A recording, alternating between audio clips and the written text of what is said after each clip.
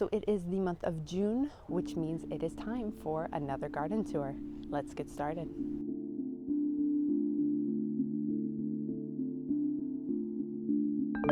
So starting over here at my favorite barrel, we have our blueberries, and they are just bountiful this year. It's still going to be a few more weeks until we're able to harvest, but they are just coming in droves. Last year we had maybe a quarter of this amount of blueberries, so I'm really excited to begin harvesting them. I had to thin out some of the hyacinths. They had made so many babies, so I pulled some of those out, and I'm going to be relocating them because it was just getting far too crowded. I had sown some lettuce in behind as well, and my germination rate this year for lettuce was atrocious. So I've just picked up some new seed, and I'm hoping that that batch will give me a better run. Now over in this section, one of the things that has been bothering me is balance. If you've watched a few of my other garden tours, you may realize that many of the plants that I've picked up for this space have been freebies. They've been rescues from other people's gardens, handoffs from friends that are thinning out theirs or neighbors, or I've saved them from Canada Blooms displays.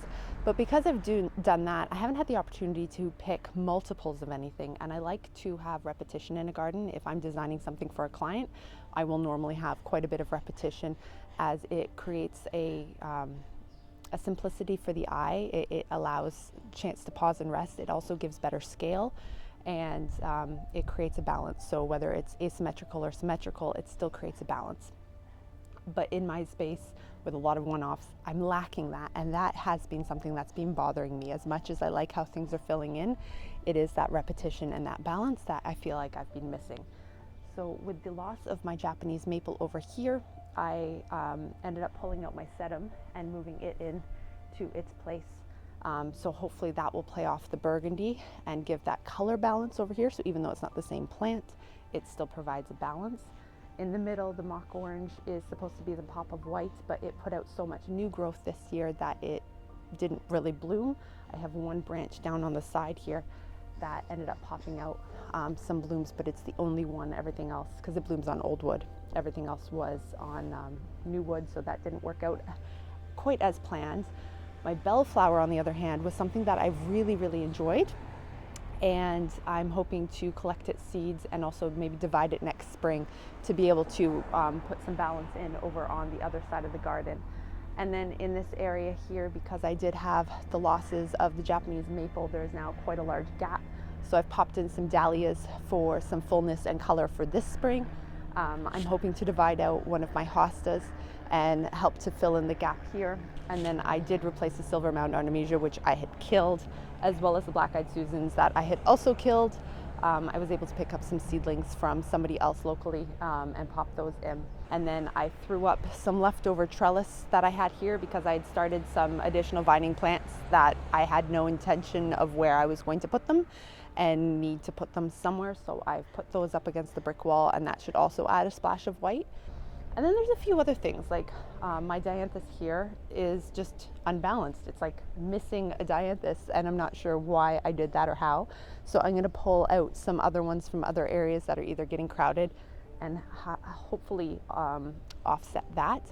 Unfortunately, with the newborn and also with the heat, there just hasn't been the time to do that yet and have it looking picture perfect.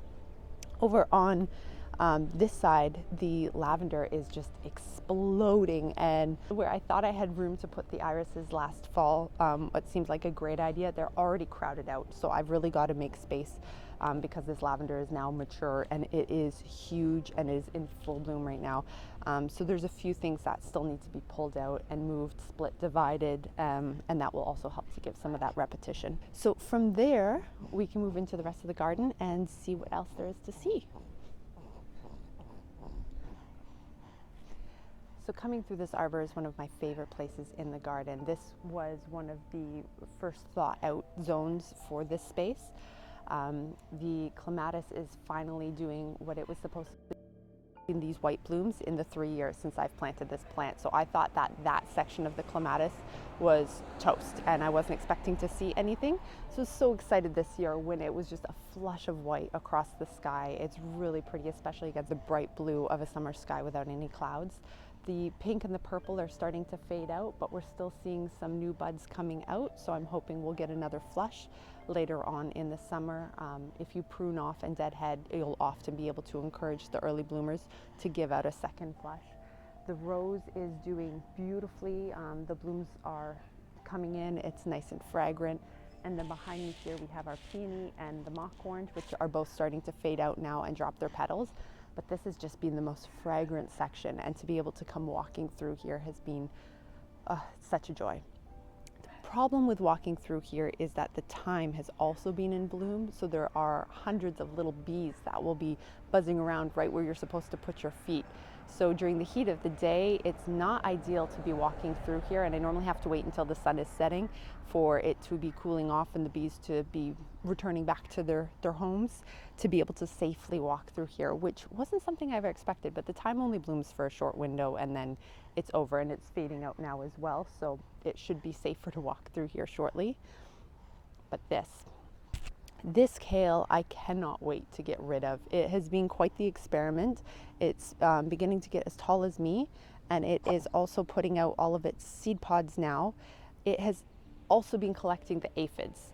It has aphids all over it, and they're feasting away, but the aphids don't seem to be bothering any of my other plants. I had the same thing happen with the nasturtium last year.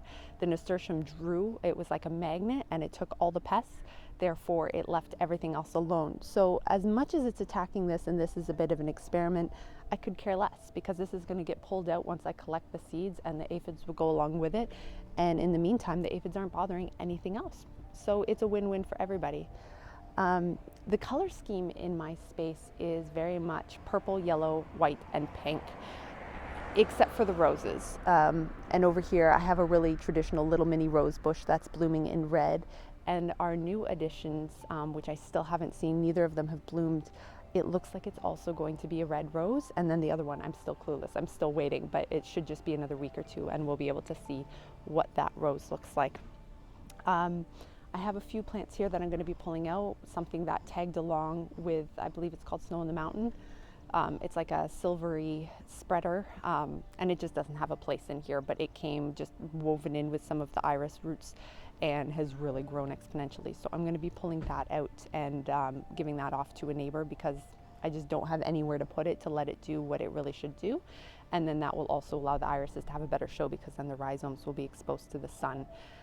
Our late summer plants are all beginning to come in. So we have a bunch of coneflowers, echinacea, asters. Our blazing star are also about to send up its shoots.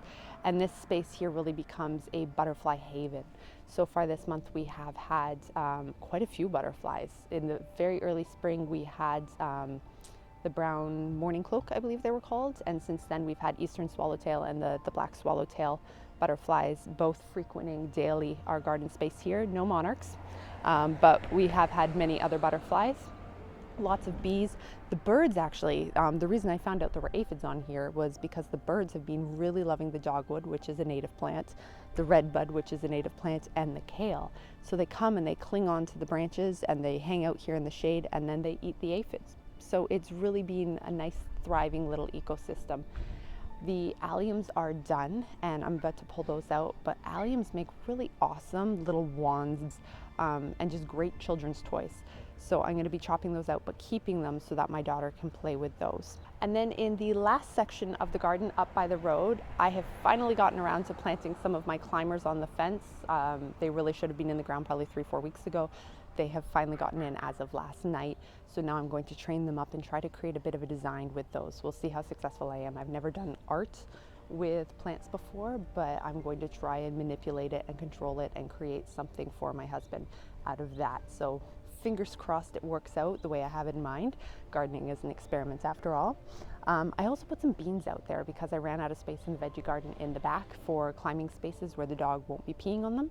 So I have a bunch of bush beans out along that trellis as well, and they're all starting to come up. It's interesting to see the germination rates between different brands. I use the Ontario Seed Company. They all popped up, like every single one, beautifully.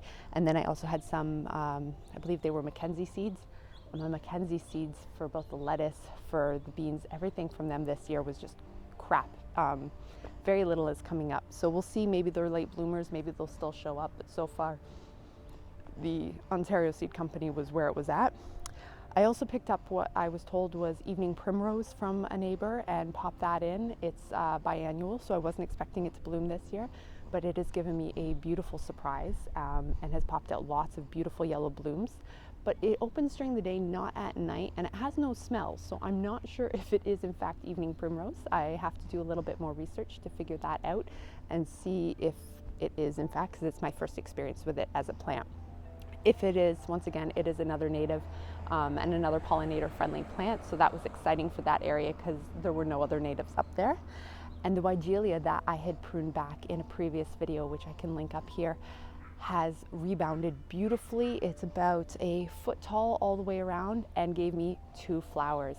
So I now know that they are beautiful pale pink blooms on a variegated leaf Weigelia, and it is very happy. So I can't wait to see how it's going to rebound next year, and I think it's going to catch up to the burning bush in no time based on the vigorous growth that it's given this year.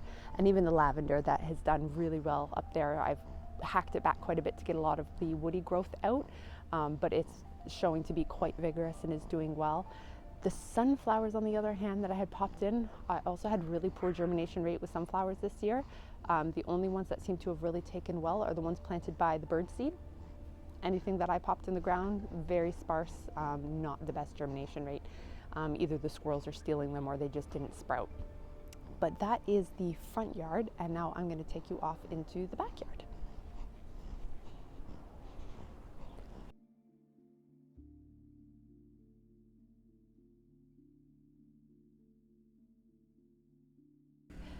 So at the end of June, or I guess even middle of June, most of the hard work is done in the garden space, and you can finally start to put your feet up and savor the results of all of that effort and begin to start harvesting some goodies. So for us, we have pulled out the radishes, pulled out the spinach, the arugula. It has all bolted, gone to seed, it's done. Wasn't a very good year for me this year with it, because most of it bolted because of the sudden and intense heat that we had. But right now we are harvesting peas and strawberries, and the strawberries have been absolutely wonderful. Once they start sending out runners, I'm going to start moving them over into the gutter gardens and populating the space there. I'm going to be sowing more lettuce into all of the holes and the understories of certain things now that the plants have grown up quite a bit. But for me, I don't do too much succession planting. I may put some beans in and then the lettuce.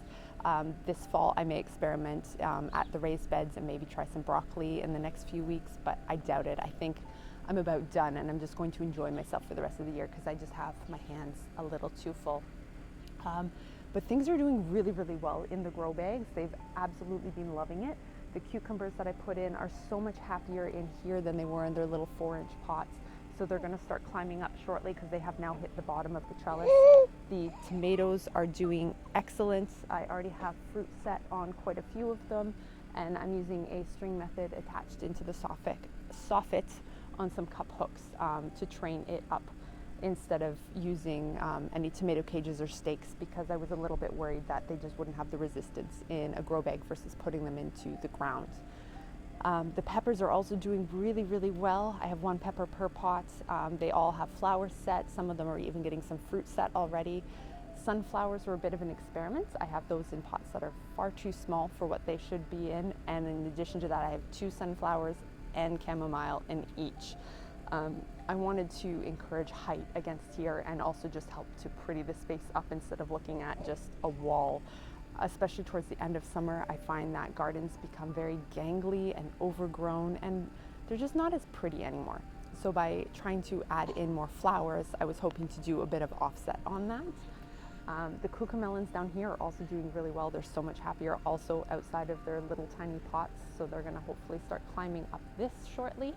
And then in order to work for both pests, because we have had pests just like everybody else has had pests this year, we've had some flea beetles dealing on the base of our tomatoes and also on our eggplants. They've left the peppers alone. Like we've had something munching on the pepper, but I haven't been able to identify what exactly it was. And we've had horrible leaf miners on the Swiss chard. It decimated it. Same thing with my beets. My beets are gone. They're toast. The leaf miners got them all, left nothing for me, which isn't the worst thing. I'm not a big fan of beets, but it's always fun to grow them and at least have something.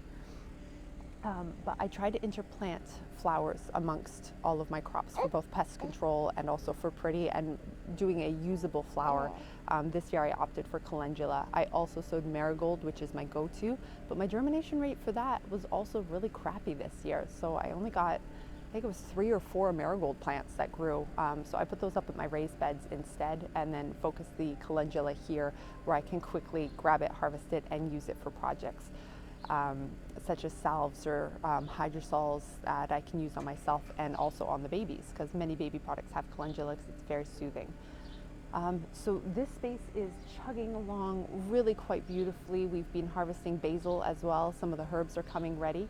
The rest of our herbs are in our barrel, which is just, it's bountiful. The dahlia that's in there is taking over. It's doing really, really well. The sunflowers in that space were self-seeded by the squirrels from the bird feeder or the birds, but they were self-seeded. I did not put them in there, and they are also very happy. I had attempted to sow some corn and some further sunflowers along one of our fences, which is like the dumping zone for us.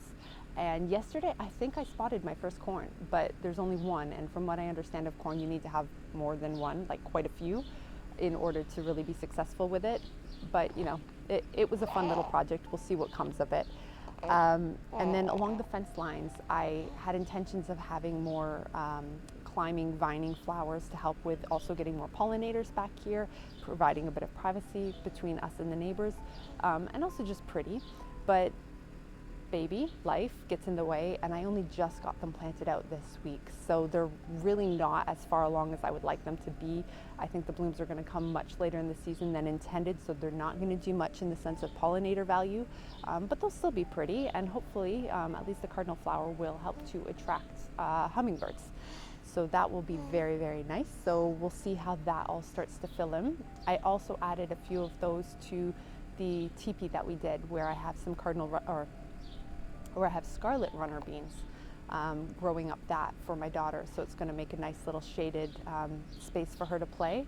We're actually thinking about turning it into like a little outhouse for her, because we've been spending so much time in the backyard that by the time you get out of the kiddie pool, run inside, wet feet, upstairs to the bathroom, you might as well just give her her own little potty space outside where she's got some privacy. So that little teepee is probably going to turn into an outhouse.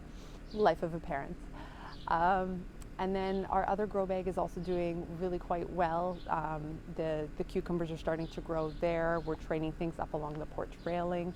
The Swiss chard decimated, but I'm still hoping that it will eventually peter out. I find that the leaf miner is normally worse at the beginning of the year, and it tends to get a bit better as the season goes on.